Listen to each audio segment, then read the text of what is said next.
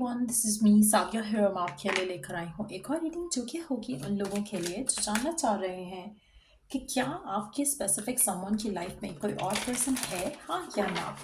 अगर आपको in any possible way लगता है कि शायद कोई और पर्सन आ चुका है आप दोनों के दरमियान में, लेकिन आपको क्लैरिटी नहीं है, तो ये रीडिंग डेफिनेटली आपके डाउट्स और फियर्स को दूर करेगी।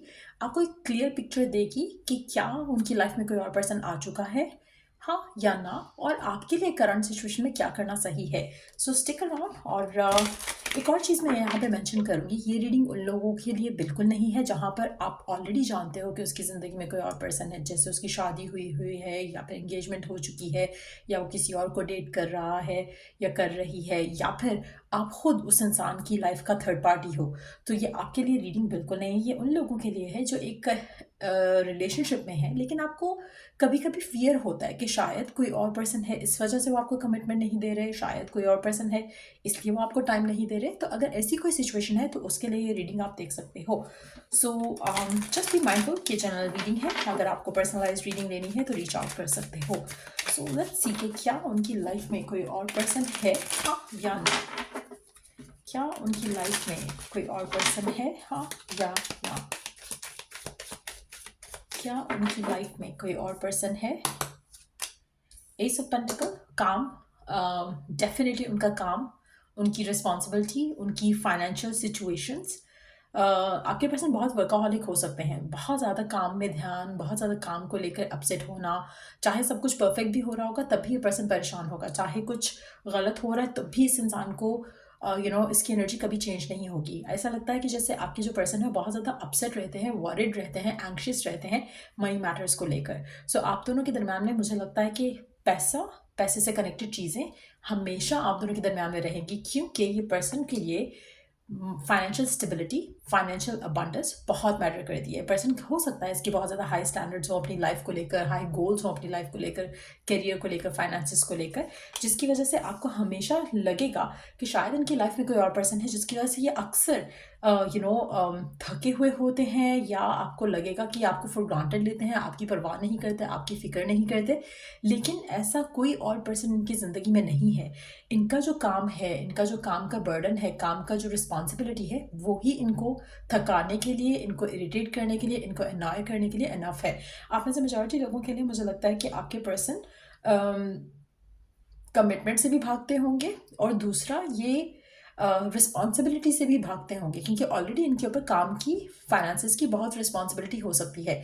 आप में से कुछ लोगों के लिए आपके और आपके पर्सन के दरम्यान में कम्युनिकेशन का लैक भी इस रीज़न से हो सकता है, क्योंकि आपके पर्सन ऑलरेडी काम के सिलसिले में बहुत सारे लोगों से बात करते हैं। जब उनके पास टाइम होता है तो शायद उनको फ़ोन यूज़ करना या मैसेज का रिप्लाई करना वो पसंद नहीं लगता, क्योंकि अदरवाइज़ भी ये शायद फ़ोन पे होते हैं काम के सिलसिले में, और उस वजह से वो अपना टाइम जब चाहते हैं अवे फ्रॉम फ़ोन या काम, तो उनका दिल करता है कि वो स्पेस लें। और आपको शायद ये लगता होगा कि शायद वो आपको फॉर ग्रांटेड ले रहे हैं, आपको वैल्यू नहीं कर रहे, लेकिन दैट्स हाउ दे आर।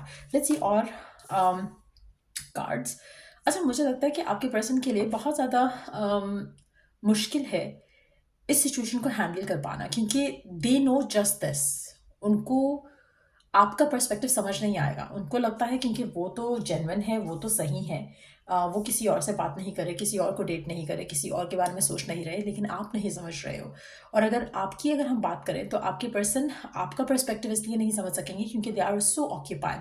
अगर तो आप वर्किंग पर्सन हो खुद भी, तो मुझे लगता है आपके लिए स्टिल चीज़ें थोड़ी आसान रहेंगी इस पर्सन के साथ रहना, इसको अंडरस्टैंड करना। लेकिन अगर आप खुद वर्किंग पर्सन नहीं हो तो आपके लिए बहुत डिफ़िकल्ट होगा इस इंसान की वे ऑफ थिंकिंग को अंडरस्टैंड कर पाना।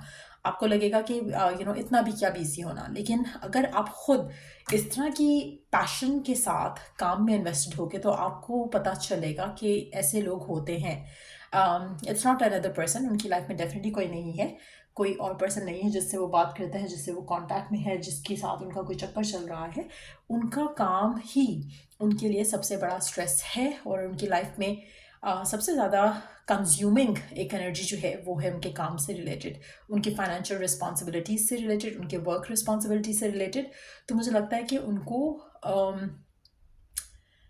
ऐसा लग रहा है कि जैसे आपके पर्सन की जो ख्वाहिश है मनी मैटर्स को लेकर, मॉनेटरी जो गेन्स उनको चाहिए, उसमें कोई लिमिट नहीं है।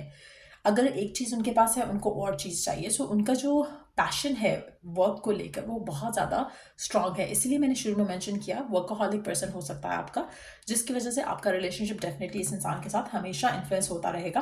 काम काम काम, आपके पर्सन का वही हिसाब है कि बस जब काम से थक जाएं तो खूब करें आराम। तो वो हिसाब है आपके पर्सन का कि फुल टाइम काम है, एंड उसके बाद जब उसके पास टाइम होता है तो वो शायद उस तरह से आपके साथ नहीं हो पाते हैं जैसा आप डिज़ायर करते हो, लेकिन ये अपने आप को इन्होंने खुद इस तरह से इन्वेस्ट किया हुआ है काम के मामले में। और मुझे लगता है कि कहीं ना कहीं इनको खुद भी कभी कभी फील होता है कि ट्रैप हो चुके हैं कमिटमेंट्स करके, लेकिन अभी फ़िलहाल इनके पास कुछ और चारा नहीं है इस सिचुएशन से निकलने का। तो डेफिनेटली कोई और पर्सन नहीं है इनकी लाइफ में। कभी कभी ये खुद भी डिसअपॉइंटेड होते हैं अपने बिहेवियर से, अपने सिचुएशन से, लेकिन ये वो चीज़ है, it's a part and parcel जो उन्होंने चॉइसेस बनाई हैं, जो उन्होंने करियर पाथ चूज़ किया है, जो कमिटमेंट दी है वर्क को, उसके साथ ये सब चलना ही है। और मुझे लगता है कि कहीं कहीं वो खुद कभी डिसअपॉइंट होते हैं कि काश मैंने ये चूज़ नहीं किया होता, चाहे वो ये फील्ड है, चाहे वो ये कमिटमेंट है, चाहे वो ये जॉब है, चाहे वो बिजनेस है। आपके पर्सन को डेफिनेटली थॉट आता है कि काश मैंने ये कमिटमेंट नहीं की होती काम से रिलेटेड, ताकि मैं अपनी लाइफ नॉर्मल जी रहा होता। आपका पर्सन अंडरस्टैंड करता है कि उसकी लाइफ नॉर्मल नहीं है, कहीं ना कहीं वो अपने आप को स्टक फील करते हैं, लेकिन हाँ एम्पावर्ड भी फील करते हैं, क्योंकि फाइनेंशियली मुझे लगता है कि एम्पर के कार्ड के साथ ऐसा लग रहा है कि इनकी अथॉरिटेटिव कोई फिगर होंगे ये काम के मामले में, चाहे वो लड़का है या लड़की, लेकिन डेफिनेटली उनके पास बहुत अथॉरिटी है, बहुत सारी चीज़ें इनके हाथ में है, कंट्रोल में है। लेकिन at the same time it's not an easy job.